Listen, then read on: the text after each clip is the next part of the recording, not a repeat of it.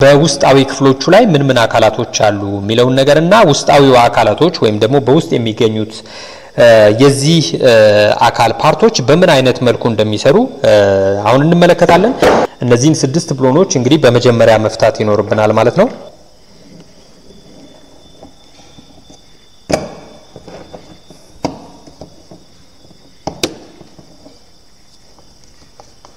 እንግዲህ እነዚህን ብሎኖች ከፈታናቸው በኋላ በዚህ መልኩ እንግዲህ በመናላቀቅበት ጊዜ ይሄንን ይመስላል ማለት ነው ተመልካቾቼ። እንግዲህ ይሄንን እዚህ ጋር በመተመለከቱበት ሰዓት እንግዲህ የተለያዩ ክፍሎችን እዚህ ጋር እናገኛለን። እንግዲህ ይሄኛው ዋናው እዚህ ጋር የምናገኘው ይሄ ፓርት ፍሪ ዊል ሃብ ቦዲ የምንለው ፓርት ነው። እዚህ የምትመለከቱት ኢነር ሃብ የምንለው ነው። እንግዲህ ይሄ ኢነር ሃቡ ኢንተርናሊ እንግዲህ ስፕላይን አለው ወይም ደግሞ እንደምትመለከቱት በውስጥ በኩል ጥርስ አለው። እንደዚሁም ከዛ በተጨማሪ በውጫዊው አካል ላይም እንደገና ደግሞ ሌላ ጥርስ አለ ማለት ነው። ይሄ ቦዲው ፓርት ደግሞ እዚህ ጋር የምታያቸው እነዚህ ስሎት የሆኑ ወይም ደግሞ ስፕላይን ወይም ደግሞ ስሎቶች አሉ ማለት ነው። በተጨማሪ ደግሞ ስፔሰር እዚህ ውስጥ አለ። ይሄ ከዚህ ከሃቡ ጋር ከቦዲው ጋር ሎክ የተደረገበት ማለት ነው። በዚህኛውም ሳይድ በመተመለከቱበት ጊዜ እንግዲህ ሌላ እዚህ ጋር የምትመለከቱት አሁንም ስናፕ ሪንግ አለ። ይሄኛው ኢነር ሃቡ ይሄ የምትመለከቱት እንዳይወጣ ሎክ የተደረገ ወደዛ እንዳይሄድ ሎክ የተደረገበት ነው። በዚህኛው በኩልም እንደዚሁ ደግሞ ወደ ኋላ እንዳይወጣ ሎክ የተደረገበት ስናፕ ሪንግ እና እንደዚሁም ደግሞ ስፔሰር እዚህ ውስጥ እናገኛለን። እንግዲህ ሌላው እዚህ ጋር የምንመለከተው ፍሪ ዊል ሃብ ሪንግ የምንለው ይሄኛው ፓርት ሲሆን እዚህ ጋር የምትመለከቱት ኮንትሮል ሃንድል የምንለው ሲሆን በእጃችን ፖዚሽኑን የምንቀይርበት ይሄ ኮንትሮል ሃንድል የምንለው ነው። ሌላው እዚህ ጋር የምትመለከቱት ደግሞ ይሄ ከቨሩ ነው። እዚህ ጋር የምታዩት እዚህ ጋር እንግዲህ ሌላ አካል አለ። የውስጠኛው ፓርት ይንቀሳቀሳል። የውጭኛው ይሄ ከቨሩ ፓርት ደግሞ እዚህ ጋር የምትመለከቱት ይሄ ጽሁፍ ያለበት ነው። ፊክስድ የሆነው ፓርት ላይ ይሄ ጽሁፍ ፍሪ የሚል አለ።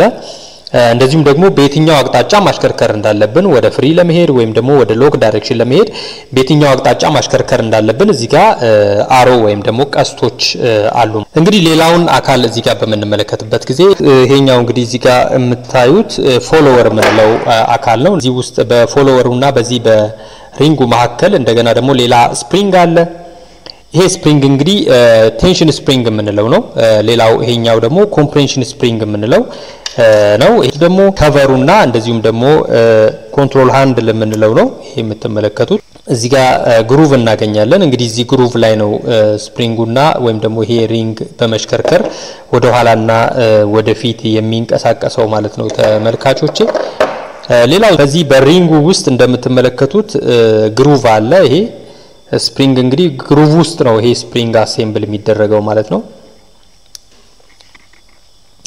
ይሄን እንግዲህ በመናሽከረክርበት ሰዓት ከዚህ ከሪንግ ውስጥ በቀላሉ መውጣት ይችላል ማለት ነው። ይሄ እንግዲህ የፍሪ ዊል ሃብ ሪንግ የምንለው ይሄኛው አካል ሲሆን ኢንተርናል ስፕላይን አለው። በተጨማሪ ደግሞ ኤክስተርናል ስፕላይን አለው ማለት ነው። እንግዲህ ይሄ ኤክስተርናል ስፕላይን የምንለው ከዚህ ከሃቡ ፓርት ጋር እንደዚህ የሚገባ ሲሆን እዚህ ጋር እንግዲህ እንደምትመለከቱት ይሄ ሪንጉ በዚህ መልኩ ወደ ውስጥ በዚህ መልኩ ይገባል ማለት ነው። እንግዲህ ኢንጌጅ ካልተደረገ በዚህ መልኩ በኢነር ሃቡን ሳያገኝ በዚህ መልኩ ይቀመጥና ይሄ እንግዲህ ፍሪ ነው ማለት ነው። ስቲል እንደምትመለከቱት ይሄ ገብቷል፣ ነገር ግን ፍሪ ነው። ነገር ግን ይሄ በተጨማሪ ፋርዘር ተንሸራቶ ወደ ውስጥ በሚገባበት ጊዜ ይሄኛው ፓርት አሁን መሽከርከር አይችልም ማለት ነው። ምክንያቱም ይሄ እንግዲህ ፍሪ ዊል ሃብ ሪንግ የምንለው በመሃል በመግባት የዚህ የኢነር ሃቡን ኤክስተርናል ስፕላይን እና የዚህ የቦዲውን ኢንተርናል ስፕላይን ጋር ኮንሳይድ ወይም ደግሞ ኢንጌጅ በማድረግ እነዚህ ፓርቶች ተለያይተው እንዳይዞሩ ወይም ደግሞ ሎክ እንዲደረጉ ያደርጋል ማለት ነው። ነገር ግን ከዚህ ከመሃል በሚወጣበት ጊዜ ወይም ደግሞ በዚህ ፖዚሽን ላይ በሚሆንበት ሰዓት እንግዲህ ይሄ ፍሪ ሆኖ መዞር ይችላል ማለት ነው። ስቲል አሁን ኢንጌጅ አልተደረገም ማለት ነው እንደምትመለከቱት። ነገር ግን ይሄ ወደ ውስጥ በሚገባበት ጊዜ ሎክ ስለሚያደርገው በዚህ መልኩ ሎክ ስለሚያደርገው እንግዲህ ከዚህ በኋላ ሻፍቱ ከጎማው ጋር ወይም ከዚህ ሃብ ጋር አብሮ የሚሽከረከር ይሆናል ማለት ነው። እንግዲህ ይሄ ሪንግ የምንለው ነው። ቀደም ሲል እንዳልኳችሁ ይሄኛው ደግሞ ኮምፕሬንሽን ሪንግ የምንለው ነው። ይሄ ኮምፕሬስ ተደርጎ እንዲሰራ የሚያደርግ ነው።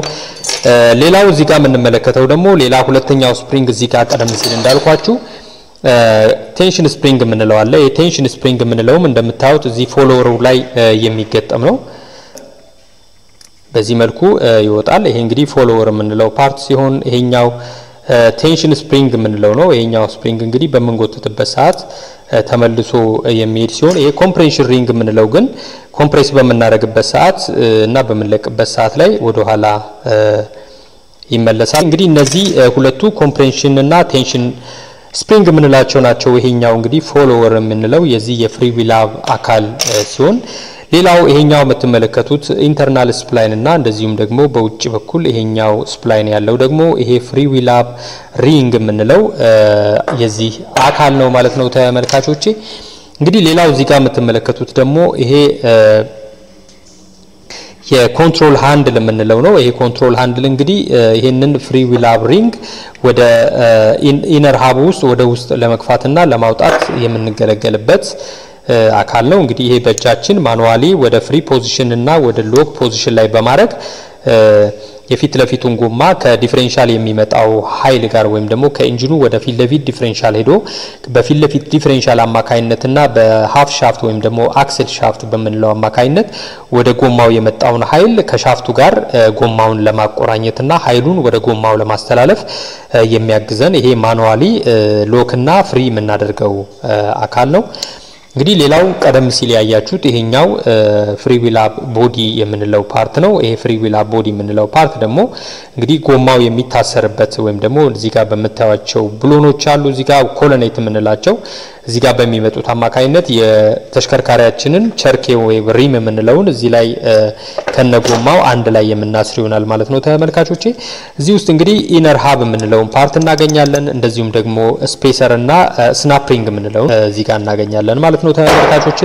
እንግዲህ በዚህ በተሽከርካሪያችን ላይ ፎር ዊል ድራይቭ ብለን በመንጠራው ተሽከርካሪ ላይ የምናገኛቸው የፍሪ ዊል ሃብ ፓርቶች የምንላቸው እንግዲህ እነዚህ ናቸው ማለት ነው ተመልካቾቼ። ይሄ እንግዲህ እንዴት ሆኖ ነው ሎክ የሚያደርገውና ፍሪ የሚያደርገው የሚለውን ስናይ አሁን እንደምትመለከቱት እንግዲህ አሁን ፍሪ ፖዚሽን ላይ ነው። እንግዲህ ፍሪ ፖዚሽን ላይ ያለ ይሄ ወደ ውስጥ ገብቶ ነው የምናገኘው። ሎክ በመናረግበት ሰዓት ወደ ፊት ለፊት እንደምታዩት ይወጣል። ፍሪ በመናረግበት ሰዓት ደግሞ ወደ ኋላ በመግባት እነዚህን ሁለት አካላቶች እንዳይገናኙ ወይም ሎክ እንዳይደራረጉ ያደርጋል ማለት ነው። ይሄ ማለት እንግዲህ ቀደም ሲል ያሳየዋችሁ የፍሮንት አክስል ወይም ደግሞ ይሄ ሻፍት የሚገጠመው እዚህ ውስጥ በመሆኑ ይሄኛው ሻፍት እንግዲህ እንደምትመለከቱት ኤክስተርናል ስፕላይን አለው።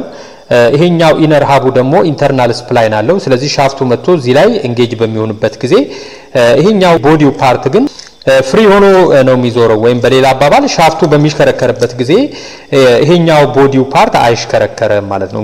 ሻፍቱ ይሄን ቦዲውን እንዲያሽከረክር ወይም ደግሞ እዚህ ላይ ቦዲው ላይ የሚታሰረውን ጎማ በዚህ ሻፍቱ በሚነዳበት ጉልበት ድራይቭ እንዲያደርገው ከተፈለገ ይሄ ኢነር ሃቡንና ይሄኛውን ቦዲ ሎክ ማድረግ አለብን ማለት ነው። ይሄን ሎክ ለማድረግ ደግሞ የሚያገለግለው አካል ይሄ እዚህ ጋር የምትመለከቱት ይሄ የፍሪ ዊል ሃብ ሪንግ የምንለው ነው ማለት ነው። ይሄ ሪንግ እንግዲህ ቀደም ሲል እዚህ ጋር ያሳየዋችሁን ይሄን ኢነር ሃብ የምንለው በውጫዊ በኩል ይቆልፈዋል ማለት ነው። እዚህ ውጫዊ ክፍሉ ላይ የምናገኛቸው እዚህ ጋር በውጭ በኩል በመሃል እዚህ ጋር የምታዩቸው ጥርሶች አሉ።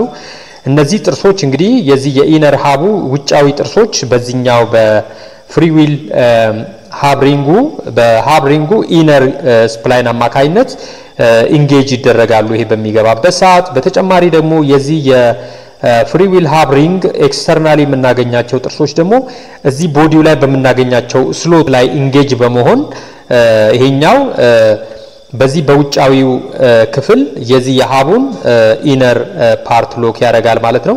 በውስጣዊው ክፍል ደግሞ እንደዚሁ የዚህ የኢነር ሃቡን የሚሽከረከረው የኢነር ሃቡን ውጫዊ ክፍል እዚህ ውስጥ በውጭ የምታዩትን ሎክ ያደርጋል። እንግዲህ ይሄ የማህለኛው ጥርስ ደግሞ ከሻፍቱ ጋራ ሎክ የሚደረግ ስለሆነ በዚህ በሪንጉ አማካይነት ይሄኛው የውስጣዊው ኢነር ሃብና እንደዚሁ ደግሞ ይሄ ቦዲ ሎክ ይደራረጋሉ ማለት ነው። እንግዲህ ይሄ ሎክ ተደረገ ማለት እንግዲህ ሻፍቱና ይሄኛው ጎማው የሚታሰርበት ቦዲ አብረው ይሽከረከራሉ ማለት ነው። ፍሪ በመናረግበት ሰዓት ደግሞ እንግዲህ ይሄ ሪንግ እንደምትመለከቱት እዚህ ጋር አሁን ካለበት ወደ ውስጥ በመግባት ከገባበት ወጥቶ እዚህ ላይ ወደ ኋላ ይጠጋል ማለት ነው።